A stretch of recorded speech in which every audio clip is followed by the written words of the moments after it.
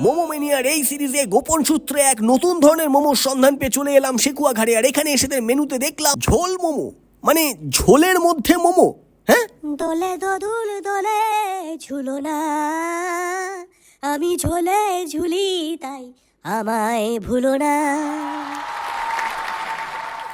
আরে না না না, বলবো কি করে, ভোলা কখনো সম্ভব?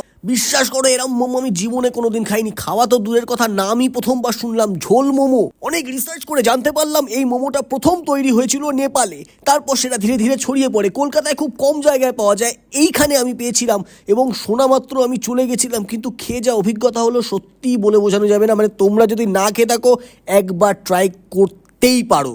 মানে 120 টাকা দিয়ে এই মোমো না খেলে মিস করবে। কোথায় পাবে? ইউনিটে গেট 1-এর উল্টো দিকে যে খাবারের প্রচুর স্টল রয়েছে সেখানে এসে 50 নম্বর স্টলে পেয়ে যাবে এই দোকানটা। এক্ষুনি এসো।